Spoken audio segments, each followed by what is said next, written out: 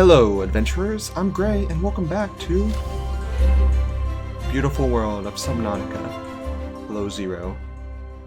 Look at that penguin, look at him swim, look at him hunt. You can get him, I believe in you. Catch that fish. Oh, he's going for something else. Oh, is he going for it? Oh, no, he's just majestic, just swimming majestically. So cute. Anyway, we have a whole lot to do in this episode. Our main thing is to meet that pilot again, that crazy old lady. Who knows what she's here for and what the whole thing with her is, what the big deal is. We also need to upgrade our sea truck, get ourselves some modules here to store some things so we have a nice portable car, or I guess truck, to take with us. We can deliver some goods to Walmart. C-Mart? I think C-Mart. Actually, C-Mart would be like the CK-Mart, wouldn't it? Okay, so the first thing I want to do is craft ourselves that module. I think I can do it in... Is it in here or is it in the vehicle bay? It might be in the mobile vehicle bay, so I might need to check that out. We got ourselves some aerogel we can make using gel sacks, so that's the use for those. Is it raining right now? It is, I think. Or no, it's not. Okay, well let's check out this. Vehicle bay. Can we make ourselves... Yeah, we can make the modules in here. So we need a storage module for extra storage. Requires a plasteel, a wiring kit, and 3 lead. Alright, we should be able to get the plasteel very quickly. The wiring kit, I don't quite remember what we have. Let's take a look actually. We have not really any silver. We have some diamond. But we need silver for the wiring kit. Alright, and we need lead. So let's go ahead and get ourselves a plasteel. So we need a titanium, which we can easily make. And what was it? Gold is the other thing, was it? Lithium. We need lithium. Actually, I don't know if we have lithium. We might not. Doesn't look like we do. At least not in here. Actually, we do have all the lead we need. So we don't need to go hunting for lead. We had a little bit in storage, which is really nice. Do we have any lithium in either of these? My guess is no. But we'll try. Oh. I wish it was a bit easier to like open the storage, because if you click on the side it tries to pick it up, but if you click right on the top it'll try and change the name. So we don't have any lithium, we don't have any silver, so that's a bit of a problem. We're going to have to go on a bit of a hunt to find those things. Fortunately, we do have ourselves somewhere in here the mineral detector, so we can use that to find it. You know, the other resources have been pretty easy to find, but lithium, there's actually no ore chunk that can draw the lithium, it seems. I just need to kind of find it scattered around, so I'm actually not sure where to look for it. I've just been kind of heading down here, seeing what's in here. I already came down here once before. I should be okay. Yeah, there's lithium in here, it seems. So hopefully I'll be able to get a good amount in this place. Yeah, there's lithium at the bottom here. In fact, it seems to be all over the place down here, which is really nice. Let's see. How do I turn on the light again? Boop. Where's the lithium? It was toggle the map. There's somewhere around here is lithium. Over here? Yeah, there we go. Yeah, okay, that's enough lithium actually. We found a good amount down here. What is this? Storage module fragment and get some titanium off that. Don't need it. Is that it? That might be it for here. I'm glad we can come down here without too much worries now. We don't have to really be concerned about running out of oxygen thanks to all the upgrades we've got. Ooh, what are you? I've never seen you. A Triops. Let's see. Triops. An effective bottom feeder of unusual trioptical vision. Mouth parts on the underside hover up and crunch down on small invertebrates on the sea floor. Spending much of its time hiding from predators above, it is camouflaged to blend in with the surrounding terrain when necessary. Forward-facing eyes are unusual in prey creatures, not at least 3 of them. Each eye, however, is angled slightly outwards, which gives the traps a field of view of almost 240 degrees. Careful use of this powerful faculty is what has kept the Triops alive to date, most likely. Alright. Let's just go on a little hunt for a little bit more lithium. And hopefully... Oh, there's a lot down here, actually. Inventory's full. I'm going to drop whatever titanium I have. Or at least a lot of it to pick up more lithium, I think. Also, I do need to find another breathing plant fairly soon. Over here is one. 30 seconds of oxygen remaining. It's all good. Fortunately, there seems to be a good number of plants that I can use to get oxygen here. Which is nice. There's another one over here. There's also a freaky squid. Which I'm not the biggest fan of. It's not exactly... Oh, crap. Get off of me. Get off of me. Get off. Get off. Can I not hit it? There we go. Jerk. Ow, that kind of hurt. They're trying to munch on me. At some point, whenever I don't have tons of good stuff on me, I'm actually going to see what all like the death animations are, because I'm curious. I've heard there's some interesting ones of the different creatures in this world. Some of them really frightening. But I think that'll be a fun thing to do later on. For now, though, more lithium, am I right? I think I have enough lithium for now, so let's get ourselves out of here. I think we should be able to get out of here just fine. Grab an oxygen plant on the way. There we go. All good. All good. Not scary at all. Absolutely not. Ocean is very friendly. No dangerous creatures in here. Just having a good time. Alright, let's get what we need made. First, wiring kit. Next, plasteel ingot. And then finally, storage unit. Oh yeah. And I would also like to make a fabricator unit. That way I can just craft stuff as I go using what I find. And then we'll have basically a mobile base. Our first version of a mobile base in this game. There we go. What does a fabricator module need? A computer chip. And lead. Okay, we didn't find lead. We will need to find a bit more of that. But we do have enough to make another plasteel, which is nice. So we're pretty close to making a fabricator module as well. But let's start off with storage. I'm not quite sure how I'm going to attach the storage unit. I think I might need to drive the sea truck to it. Perhaps. That might be the way it's done. I wonder how much this can hold. I hope it's a lot. Boom. Hello there. Can I go inside? No. Or can I? Oh, I can! Oh my gosh, there is a good amount of space. Okay, so there's 3, 6, 9, 12, 15 slots in each of these lockers. Those have, let's see, 12 slots. 12, 24, 15, 30, 54, plus this, which is 18. 54 plus 18 would be 72, I believe. Yeah, that's a good amount of space, I think. It's definitely more than was available in my house. It's not enough to take everything with me, but I don't really think I need to take everything with me. Now the question is, how do I attach this? Pilot storage module. Oh, I can just push it. Oh, that's nice. And then I can attach it to the back of the sea truck, I'm guessing. Like this. Hopefully not crash it. And then I wonder if when I enter the sea truck, can I just like, go straight in? There you go. Let me try getting in the sea truck. Oh, and now I can walk back here or start piloting. Oh, okay, that is awesome. I love that. That is fantastic. Okay, let's get a fabricator module going too. I'll find a bit of lead and we can do that.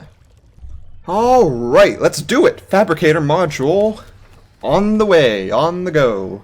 Let's get it. It's a to-go order of fabrication. Just like McDonald's. They're fabricating their burgers. This is not the official opinion of the Graytale company. This is just my personal opinion. Please don't arrest me for slander. Oh, there we go. Fabricator module. Oh, let me steer it. Let me steer it. And we have a train going, or I guess a truck going. I know it's the sea truck. I know. The truck of the sea. And we can use this to go on our adventures from here on out. Who needs to make our own, like, new home when we can just have the truck be our home, you know? For truckers, their truck is basically their home. They live in it, they eat in it, they breathe in it, they poop in it, they pee in a cup. That's trucking life.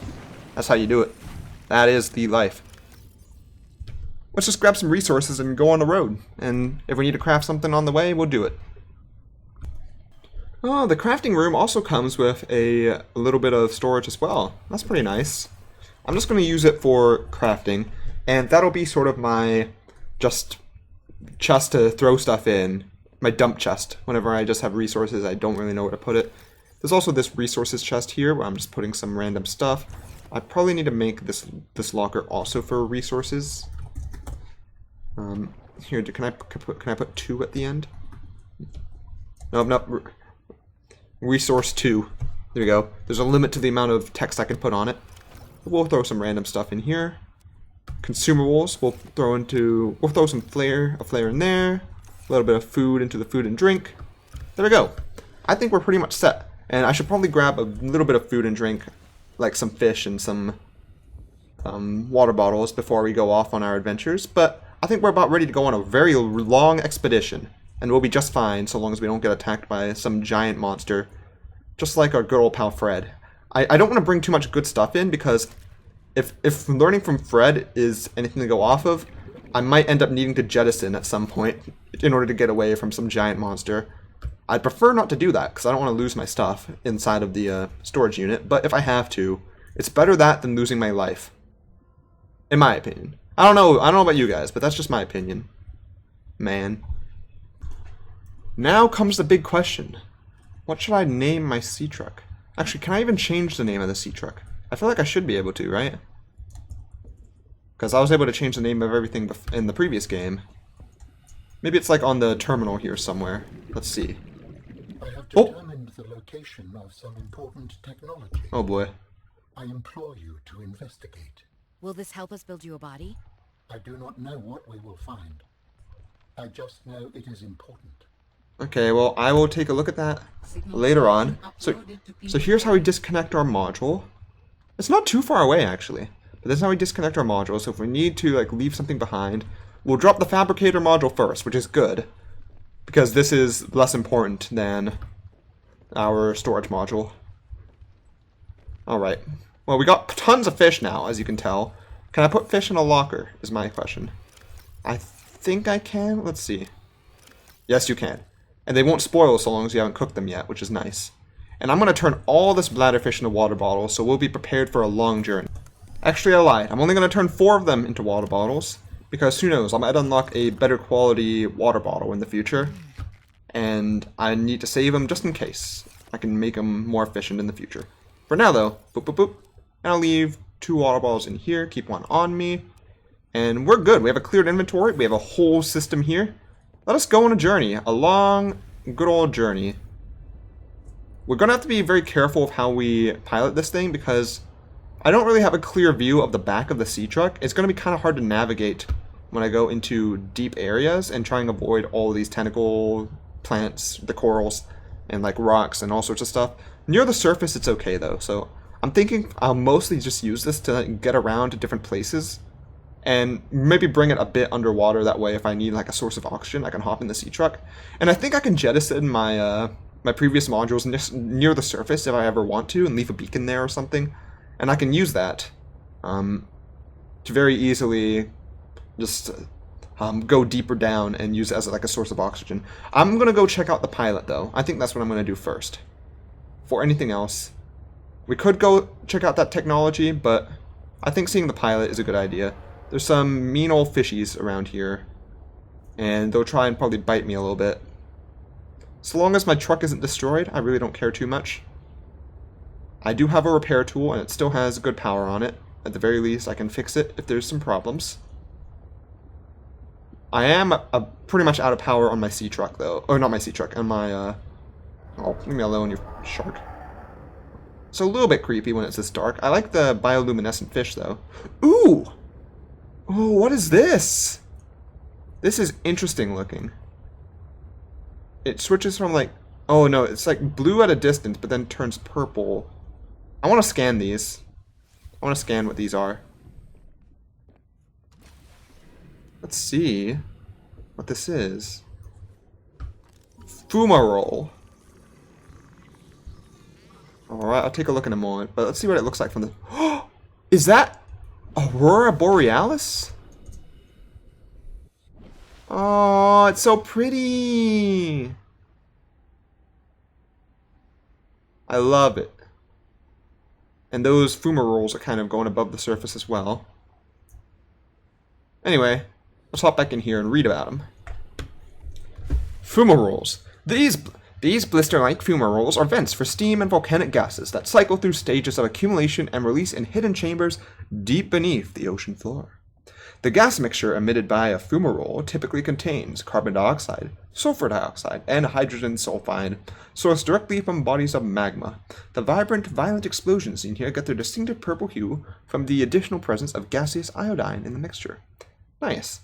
I did experiment a little bit. Was it chemistry or organic chemistry? I think it was organic chemistry, with just making fires of different colors by putting different chemicals in it. So, from what I recall, yeah, iodine does turn it purple, so pretty cool. And then I'd never read about the Galena outcrop, a mineral deposit that contains lead and titanium, of course. We actually have quite a few entries we've never read before. let's take a look at a couple. Let's look at the carnivores for now. Brinewing. So it's this guy right here. We didn't really see much of him, but we saw like one or two. A medium-sized predator known to spit super... Oh, it's the one that tried to freeze me. Known to spit supercooled salt water to freeze its prey from afar. A large bladder on the brinewing's underside fills with seawater as it swims. Some water is filtered out through an internal membrane, leaving behind a strong saline solution. Okay. 2 flat, transparent, extendable fins act as radiators, releasing heat and cooling the bladder's contents. The brinewing can then contract its bladder, expelling the supercooled brine and freezing seawater up to several meters away from it. While warm-blooded whiteforms may suffer minor injuries on contact, it's not cold enough to freeze most vertebrates. The real danger is being encased in a block of ice, sinking closer towards the brinewing's jaws. I mean, yeah, but it is quite small, so it's not going to try and eat me. Beware a full bladder. Alright, then we have brute sharks. Common shark-like predators of low intelligence, seen quite a few of these. Its relatively streamlined body enables fast navigation of tight spaces. Yellow/turquoise coloration provides camouflage in shallow waters, and it's slow-moving and ambushes small fish from above. It's a minor threat. We got penguins. Oh, so cute. Young penguins tend to huddle on dry land, awaiting their next meal. They consume almost exclusively fish regurgitated by adults in the huddle. They stay to the center of the huddle to stay warm and out of the wind. If separated from the huddle, the adults will become agitated and begin searching for young penguins, so please don't do this. Okay, harmless. I already read about Did I read about penguins? Well, they're bird-like creatures. They hunt small fish below the water, huddles in packs on the ice above. They consume small prey fish and regurgitate them for its young. They have a retractable tail and claws that allow for fast evasion of predators and maximum grip on the ice. Sharp teeth concealed inside the beak can tear chunks out of aggressors and prey alike. And they huddle in packs on the surface for protection against the cold. Alright, less cuddly than they look. But you know what? I'm sure they're friendly. It's okay. They're very friendly. And then spiky trap. This highly dangerous carnivorous life form manages to thrive in certain environments in spite of its lack of mobility. It quietly blends into terrain, camouflaging itself among similar-looking coral or anemone. When prey accidentally stumble into proximity, it quickly lashes out with strong adhesive tentacles and will attempt to pull its target into its thorny, gaping maw. Can be deadly to oblivious explorers. Pay attention to your environment when these creatures are present, watching and listening carefully for signs of imminent attack. And of course, whack them with a knife if they ever get you. That's enough reading for now. We'll go into a different section each episode, I guess, and just kind of learn a little bit more about the creatures I've scanned until we're caught up on all that stuff, and then we'll just read them as we find them. I think that's a good way to do it. Actually, oh, okay, you can see them bust open when you get near them. Interesting. Gotta be a bit careful. I don't want my truck to get blasted by any of these things. I feel like I'm about to run into a big guy, a big monster at some point. But you know what? It is okay. Woo! Oh, that's just another one of those. Actually, I've never scanned one of these guys, though, so I'm not quite sure what they are. Maybe I should try and scan them. It would be a bit dangerous, but I'd get some intel. You know what? I'm going to go for it, but first I'm going to replace my battery on my Sea Glide. I think that's very important to do. Otherwise, I don't want to be stuck out there without a Sea Glide functional. That would be very problematic. Okay. So, let's see if we can get a quick scan on this guy without getting murdered. Hello there. Come after me. I dare you. Detecting stern of an astronautical salt transport vessel nearby. Vessel name, Mercury 2. Oh, okay. That's interesting. So we're going to have to check that out as well. There's so much to do in this game, I swear. Anyway, I got a scan on him quite effectively without too much issue. Let's read about it. So this guy's name is a Cryptosuchus. Or Suchus. I think it's Suchus. The Cryptosuchus is a large shark-like beast, easily identifiable by its carapace of thin, bony plates. Structure. These plates are defensive, bony structures that aid in heat absorption among thermal vents. That's why they're found in the thermal vent biome, I guess. It propels itself with wide-webbed flippers that displace massive amounts of water, so you can go pretty fast. Behavior. It is a bit of a contradictory creature. Despite its fearsome appearance, it's more roar than bite. While territorial, the Cryptosuchus tends to retreat from confrontation after being attacked once. So it's a coward. Interesting. It's likely a form of agnostic posturing. Aggressive fauna tend to avoid fights if the probability of injury is too high. Okay, avoid but can be handled in a pinch. So not too bad, apparently. That's good to know. Scanning actually does help with figuring out their behavior and how best to avoid them or deal with them if I find them. What is that right here? Oh, it's one of those things. Don't touch me.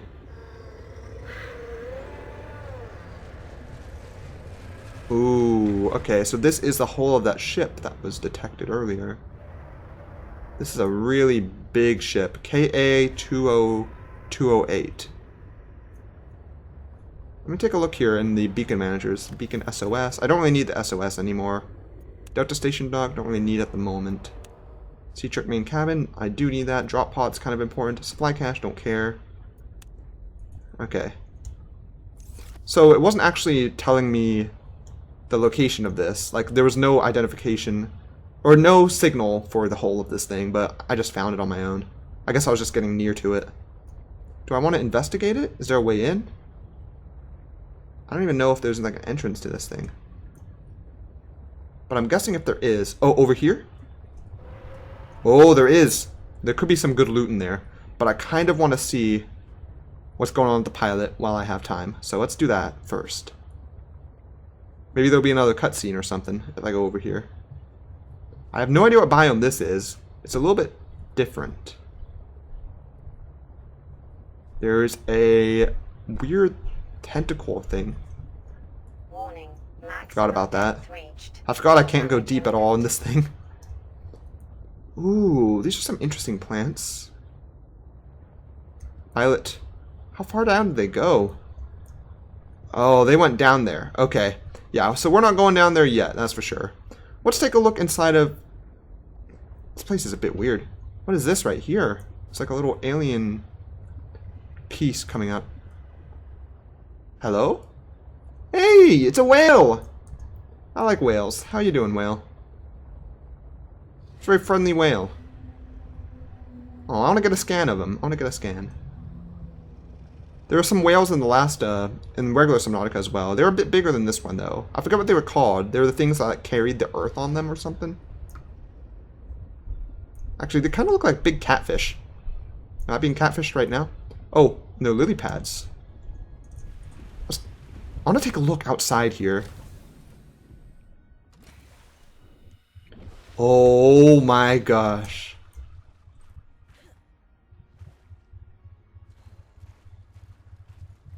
Oh, look at him.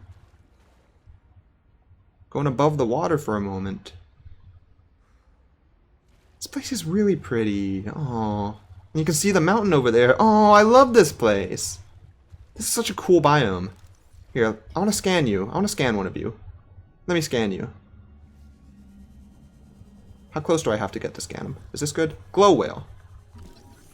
Don't eat me, whale. I don't want to be Jonah. There we go. Scans again. It's a long scan because he's a big boy, but he's not aggressive, so it's not a hard scan. Oh. Is there lightning right now? Oh, there seems to be lightning. Probably should bring my truck below water, that way I don't get struck by lightning and electrocuted to death. Oop. Let's head down. A little bit. Just a little bit. Just don't want to be right at the surface, ideally. There we go. Nice! So we found a whole new place. Home away from home. Is that a jellyfish? Oh, there's a jellyfish as well. Oh, this place is so cool. Alright. Well, for now, I'll go back this way a little bit. These guys are jerks.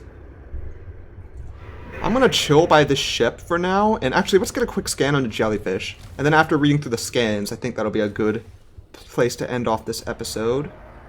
Hello there. You're a juvenile vent garden. Interesting. He's coming towards my ship, which I probably don't want him to mess with my actual ship, so I'm going to move for now. I don't think he's like that smart and is actually targeting me. I think he just happened to be floating in this direction, so I'll go over here. I'll leave him alone. And next time we'll immediately go into the ship and see what we can find, what secrets lie within. Was that the entrance, or was it... No, the entrance was down here. There we go. Ow. It's all good. Alright, so let's read up a bit on what we found. So we found ourselves some leviathans. A glow whale. Glow whales are communal leviathans, approximately 30 meters long, often found swimming on the open ocean and occasionally breaching the surface. Photophores.